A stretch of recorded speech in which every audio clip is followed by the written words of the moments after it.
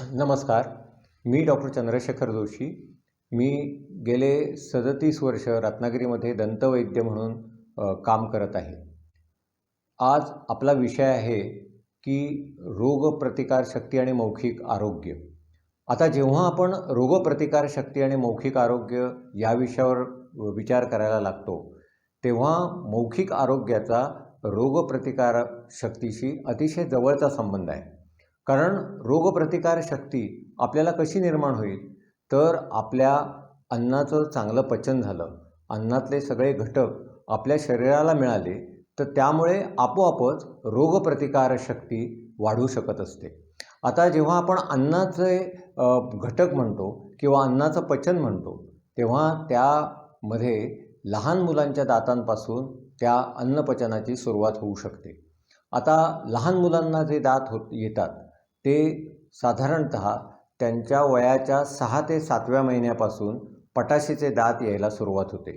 या ठिकाणी एक गैरसमज लोकांचा असा असतो की 7व्या-8व्या महिन्यामध्ये दात जर मुलांचे यायला सुरुवात झाली नाही, तर लोकांना असं वाटतं की या मुलाचं कॅल्शियम कमी आहे की काय, किंवा या मुलाला बी कॉम्प्लेक्स कमी मिळतं आहे की काय, आणि त्यामुळे उगाचच लोक टॉनिकची भर करतात.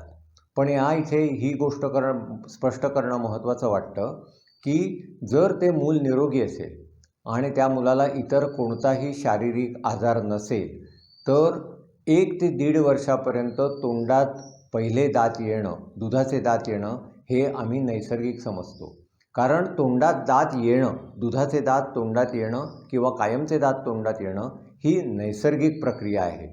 त्यामुळे आपण या गोष्टीला जास्त महत्त्व न की मुलाचा पहिला वाढदिवस आहे त्यावेळेला दात अजून आलेलेच कसे नाहीत, या गोष्टीकडे लक्ष देण्याच्या ऐवजी मुलाच्या आहाराकडे व्यवस्थित लक्ष दिलं गेलं पाहिजे. आता दात तोंडामध्ये मुलांच्या काय येतात, माणसाच्या तोंडामध्ये दात काय येतात, तर अन्नपदार्थ चांगल्या रीतीने त्याचं चर्वण व्हावं, चांगल्या रीतीने ते चावले जावेत म्हणून आपल्या तोंडामध्ये दात येत असतात. दातांचा उपयोग आपण अन्नपदार्थ चावण्यासाठीच मुख्यतः करत असतो. इथे ही गोष्ट स्पष्ट करणं महत्त्वाचं वाटतं की ज्या वेळेला तोंडामध्ये दात यायला सुरुवात होते, त्यावेळेला हळूहळू आपले अन्नाचे जे घटक आहेत, म्हणजे सुरुवातीला फक्त मुलाचं मुख्य अन्न हे दूध असतं किंवा पातळ पदार्थ असतं, पण जसजसे दात यायला लागतील तसतसे मुलाचे अन्नपदार्थ बदलले पाहिजेत. विशेष करून तंतुमय पदार्थ किंवा हळूहळू कडक पदार्थांचं इंट्रोडक्शन आपल्याला मुलांचे दात जसजसे येतील तसतसं करणं, आहारामध्ये करणं गरजेचं आहे. आता मुलाचे दुधाचे दात यायला सुरुवात झाल्यानंतर साधारण 2.5 ते 3 वर्षापर्यंत मुलांचे दुधाचे दात पूर्णत्वाने येतात. म्हणजे टोटल दुधाचे दात 20 असतात. यामध्ये उपदाढा नसतात, पटाशीचे दात, सुळे आणि दुधाच्या दाढा यांचा समावेश असतो. आता मुलांचे दात, दुधाचे दात तोंडात येत असतानासुद्धा किंबहुना त्याच्या आधीच आपण दातांची आणि हिरड्यांची काळजी घ्यायला सुरुवात केली पाहिजे. लहान मुलांच्या हिरड्यांचा मसाज करणं हे गरजेचं आहे. त्यानंतर मुलांचे दात जसजसे तोंडात येतील त्यावेळेला लगेच टूथब्रश वापरणं शक्य होत नाही, तर अशा वेळेला आपण खरखरीत पदार्थांनी, म्हणजे आपल्याला बाजारामध्ये गॉज म्हणून एक वस्त्र विकत मिळतं, मेडिकल दुकानामध्ये विकत मिळतं, त्याचा नीट वापर करून दातांची स्वच्छता राखता येते.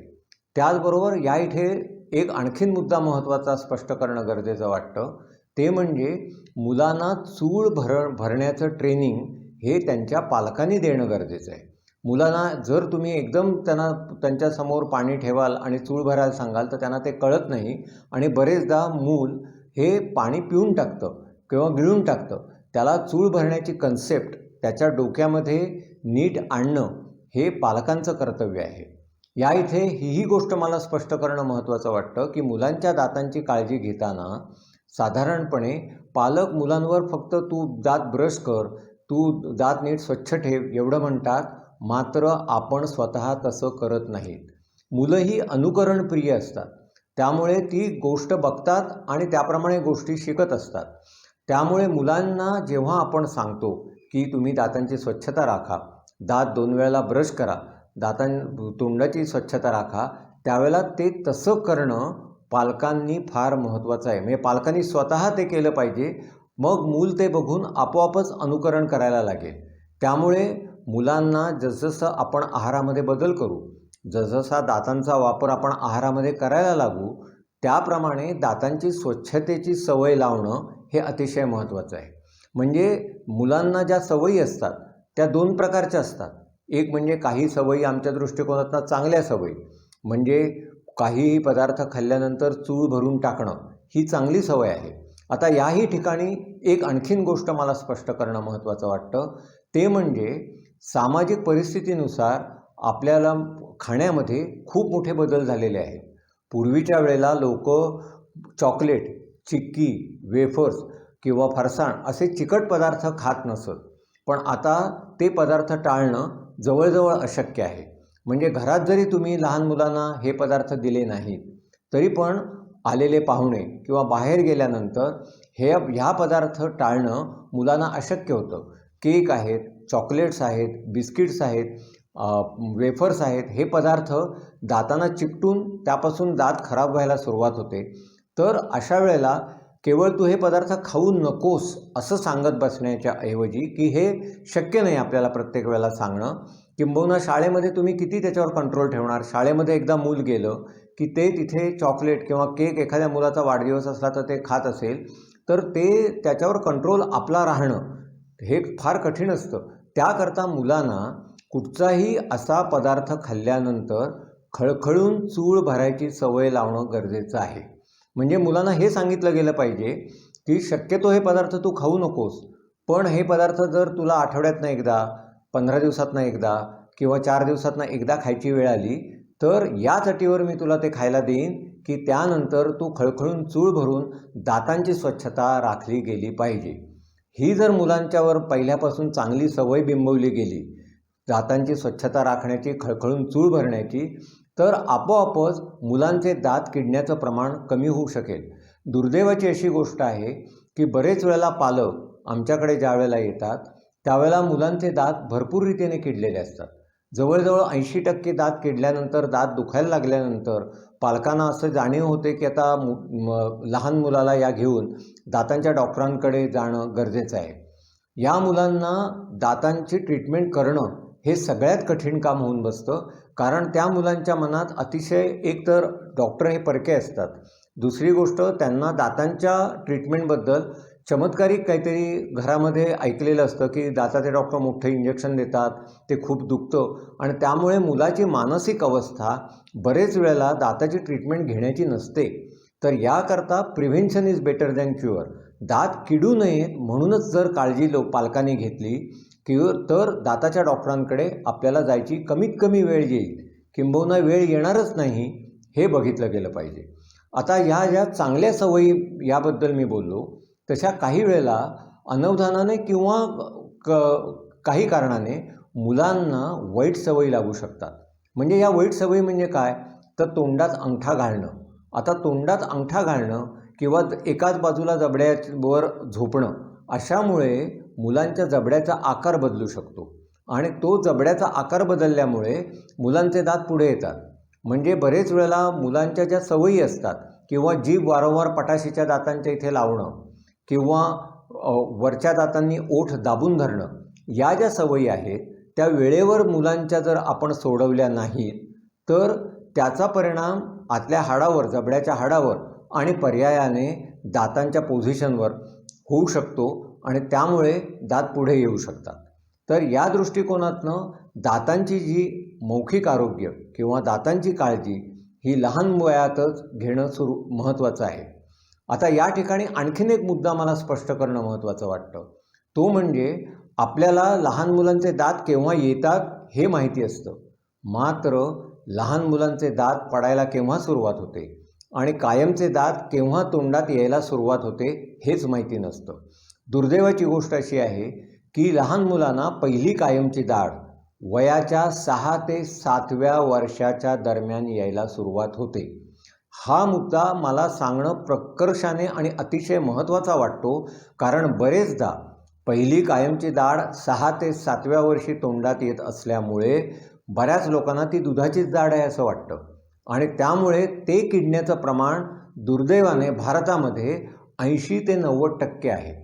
कारण लोकांच्या हे लक्षातच येत नाही की ही कायमची दाढ आहे आणि ही दुधाची दाढ नाही. त्यामुळे जसे आपण दुधाचे दात येताना पाहतो तसे कायमचे दात केव्हा यायला सुरुवात होते हेही बघणं गरजेचं आहे. तर वयाच्या 6 ते 7व्या वर्षी पहिली कायमची दाढ तोंडात यायला सुरुवात होते. त्यावेळेला दुधाची कोणतीही दाढ पडलेली नाही, पडत नसते. दुधाच्या ज्या दाढा आहेत त्याच्या मागे मोठी जी दाढ येते वयाच्या 6 ते 7व्या वर्षी ती पहिली कायमची दाढ असते. आणि ती दाढ आल्याच्या साधारण दरम्यान किंवा त्यानंतर पुढचे पटाशीचे दात, दुधाचे दात पडायला सुरुवात होते. ही गोष्ट सर्व लोकांनी लक्षात ठेवणं अतिशय महत्त्वाचं आहे की ज्या वेळेला दुधाचे पटाशीचे दात पडायला सुरुवात होते त्यावेळेला पहिली कायमची दाढ तोंडात मुलांच्या आलेली असते. आणि त्याची काळजी अतिशय घेणं 6 ते 7व्या वर्षापासून गरजेचं आहे. कारण ती जर आपण व्यवस्थित काळजी घेतली गेली नाही तर ती दाढ किडायला लवकर सुरुवात होऊ शकते. हे कायमचे दात साधारण 6 ते 7व्या वर्षापासून वयाच्या 12 ते 13 वर्षापर्यंत दुसरी कायमची दाढ येईपर्यंत टप्प्याटप्प्याने आपले कायमचे दात तोंडात यायला सुरुवात होते. म्हणजे वय वर्ष 6 ते 7 ते 12 ते 13 वर्षापर्यंत मिक्स डेंटिशन म्हणजे काही दुधाचे दात आणि काही कायमचे दात मुलांच्या तोंडामध्ये असतात. आणि त्यांची काळजी घेणं हे अतिशय महत्त्वाचं आहे. कारण दात हे पचनक्रियेचा प्रारंभ आहेत. जर आपण मौखिक आरोग्य व्यवस्थित ठेवलं तर दात आपल्याला चावायला उपयोगी पडतात. अन्नातले सर्व पदार्थांतले घटक आपले पोटामध्ये जायला मदत होते, पचनक्रियेमध्ये जायला मदत होते आणि त्यामुळे निश्चितच रोगप्रतिकारशक्ती वाढू शकते.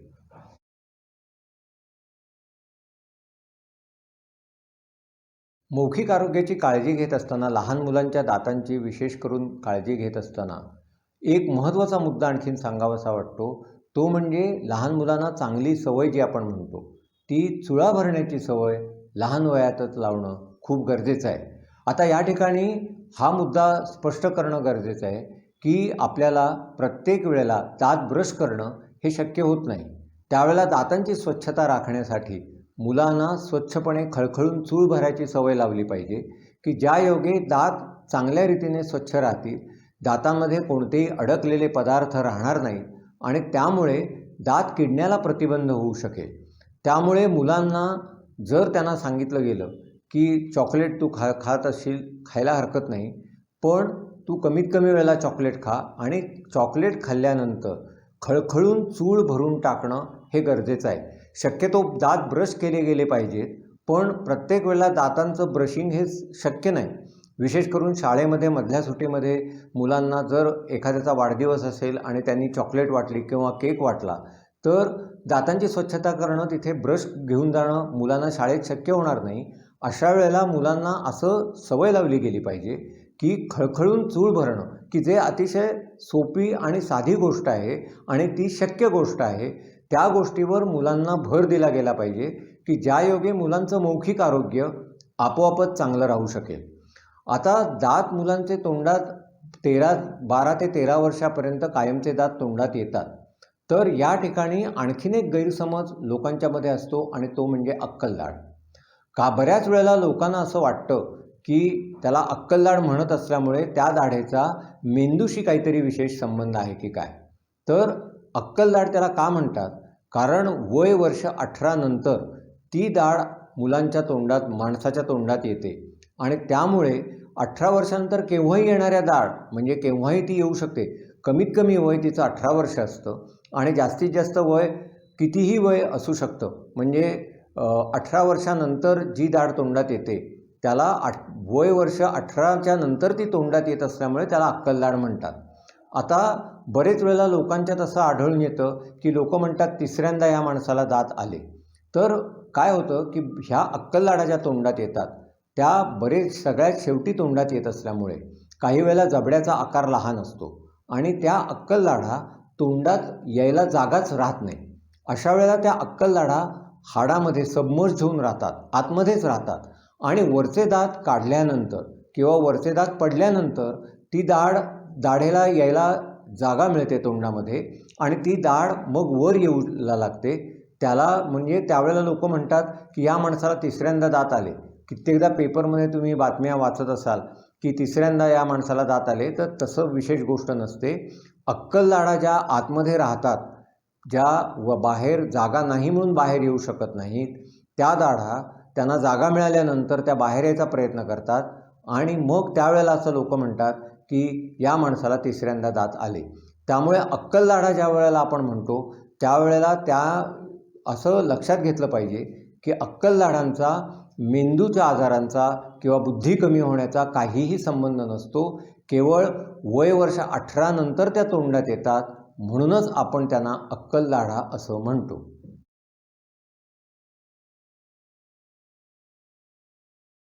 आता आपण निरोगी दाताची रचना पहिल्यांदा बघू की दातातले कोणते कोणते भाग कसे कसे असतात.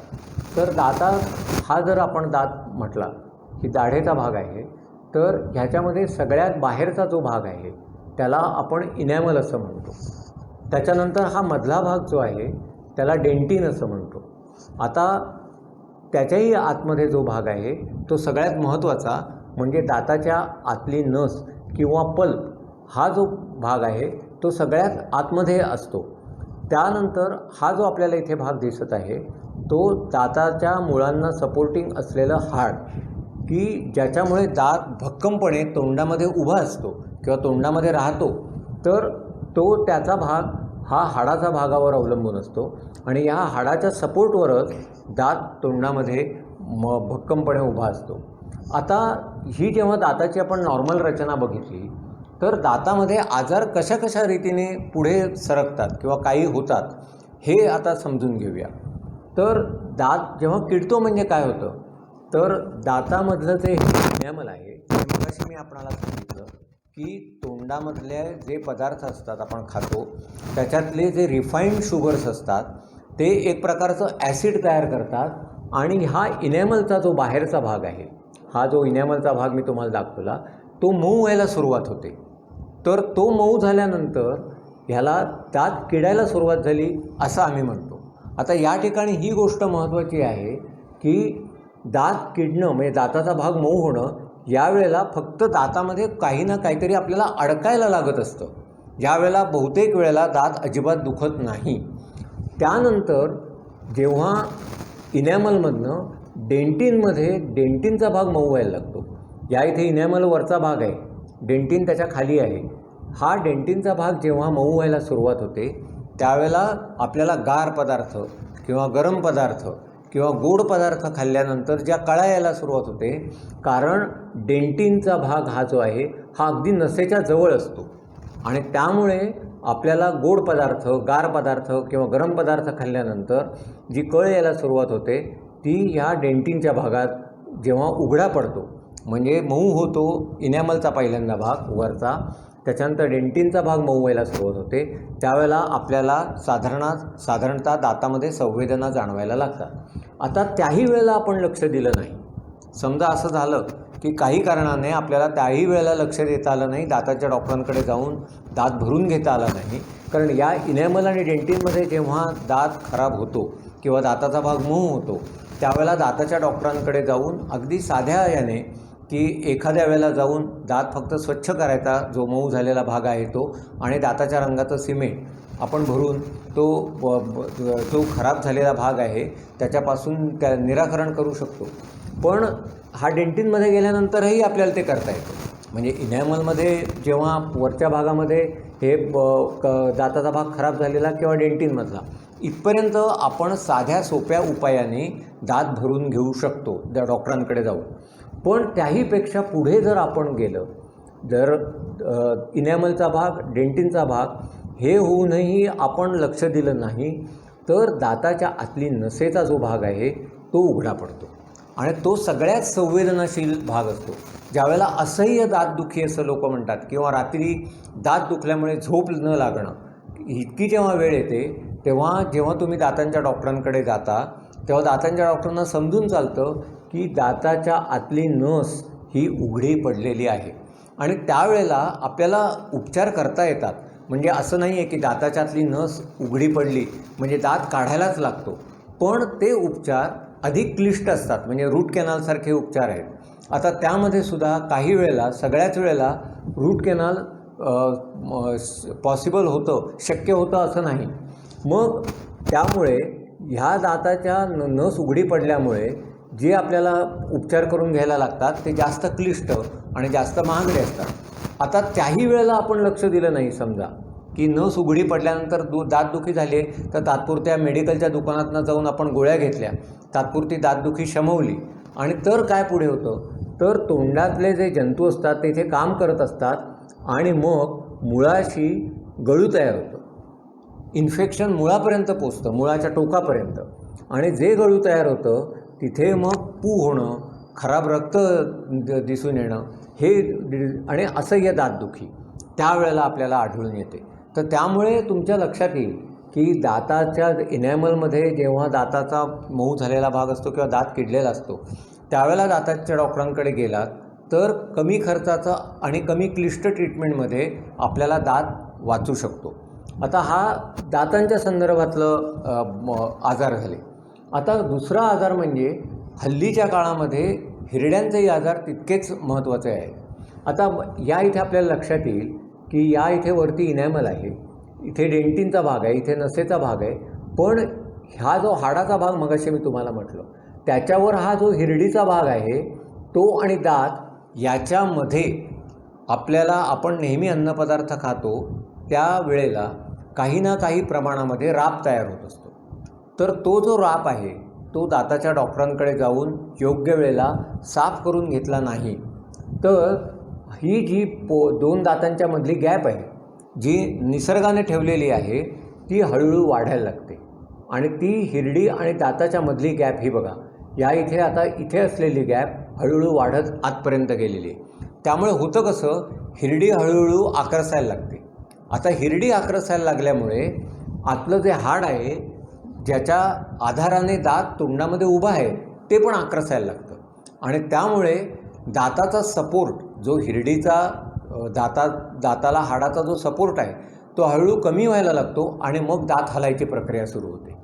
म्हणजे ज्याला पायोरिया असं आपण म्हणतो की ज्या वेळेला इथे दाताच्या आणि हिरडीच्या मधली गॅप वाढत जाते तिथे हळूहळू हिरड्यातनं रक्त यायला लागतं, कीटण वाढत जातं, तिथे कीटण जे जमतं ते हळूहळू आतात जायला लागतं आणि मग हाडापर्यंत पोचल्यानंतर हिरड्यातनं पू यायला लागतो. ती अगदी शेवटची अवस्था आणि त्यावेळेला पू यायला लागतो त्यावेळेला हाडाची कंडिशन जी असते, म्हणजे ज्याला दाताचा सपोर्ट ज्या हाडाचा असतो ते हाड हळूहळू कमकुवत व्हायला लागतं आणि अशा वेळेला दात मग हाडाचा सपोर्ट कमकुवत झाल्यामुळे दात हळूहळू हलायला लागतो. म्हणजे हे जे दोन आजार आहेत, एक दात किडणं आणि दुसरं हिरड्यांचे आजार, हे अतिशय महत्त्वाचे आहेत आणि जे आपण टाळता येऊ शकतात. योग्य वेळेला आपण दात भरून घेतला किंवा योग्य वेळेला आपण दातांच्या डॉक्टरांकडे जाऊन दातांची म्हणजे हिरड्यांची सफाई करून घेतली, ज्याला आम्ही स्केलिंग अँड पॉलिशिंग म्हणतो, ते जर करून घेतलं तर हे दोन्ही आजार होणारच नाही आणि जर झाले तर आटोक्यात राहू शकतील, या अवस्थेमध्ये असतं. आता त्या व्यतिरिक्त आणखीनही काही आजार त्यांच्याकडे मी तुमचं लक्ष वेधू इच्छितो की आपल्या जे तोंड आहे त्याच्यामध्ये या इथे सलायव्हरी ग्लँड्स, मी मगाशी तुम्हाला म्हटलं की लाळेचं प्रमाण तोंडात नीट राहणं हे सुद्धा महत्त्वाचं आहे. तर या सलायव्हरी ग्लँड्स ज्या असतात त्या सलायव्हरी ग्लँड्स या इथे कानाच्या खाली, त्याच्यानंतर या इथे घशाच्या इथे या सलायव्हरी ग्लँड्स असतात आणि त्याची ओपनिंग्स आपल्या तोंडामध्ये असतात. म्हणजे ते डक्ट्स तयार होतात, त्याची थोडक्यात नळी एक तोंडामध्ये आलेली असते, लाळ घेऊन येते.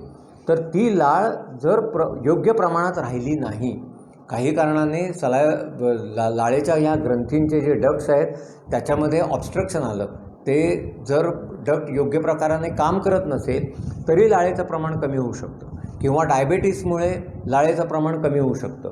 तर ह्या दोन्ही गोष्टी आपल्या तोंडात लाळ येण्याच्या दृष्टिकोनातनं अतिशय महत्त्वाच्या आहे. आता त्याहीपेक्षा आणखीन एक दुसरा महत्त्वाचा मुद्दा मला लोकांना इथे स्ट्रेस करायचा आहे किंवा मुद्दामून सांगायचा आहे की इथे बघा ह्या इथे जॉईंट दिलेला आहे. आपला हा जो महत्त्वाचा गोष्ट अवयव म्हणजे टेम्पोरोमॅन्डिब्युलर जॉईंट, हा शरीरातला अतिशय महत्त्वाचा जॉईंट, की खालचा जबडा आणि वरचा जबडा ज्या एका जॉईंटने एकत्र येतो तो म्हणजे हा टेम्पोरोमॅन्डिब्युलर जॉईंट आहे. आणि या इथे टेम्पोरोमॅन्डिब्युलर जॉईंटला इथे स्नायूंनी त्याला वेढलेलं असतं. आता असं लक्षात आलेलं आहे की मानसिक अवस्था आपली जर कमकुवत झाली तर बरेच वेळेला या जॉईंटमध्ये त्रास सुरू होऊ शकतो. आणि आत्ताच्या या करोनाच्या किंबहुना या पॅन्डेमिकच्या काळामध्ये अनेक लोकांना अनेक तऱ्हेचे स्ट्रेसेस, मानसिक त्रास, मानसिक वैफल्य याच्याला सामोरं जायला लागलं. आणि त्यावेळेला असं आढळून आलं की बऱ्याच जणांच्या जॉईंटच्या ह्याच्यामध्ये त्रास सुरू झालेला आढळून आला. म्हणजे आपल्याला असं वाटतं की तोंडातला आणि दातांचा किंवा तोंडातल्या जॉईंटचा आणि मानसिक अवस्थेचा काय संबंध असेल, तर हेही लक्षात आपण घेतलं पाहिजे की आपली मानसिक आरोग्य ठीक राहणं हे चावण्याच्या दृष्टिकोनातनं आणि तोंडातल्या जॉईंटच्या दृष्टिकोनातनं सुद्धा अतिशय महत्त्वाचं आहे.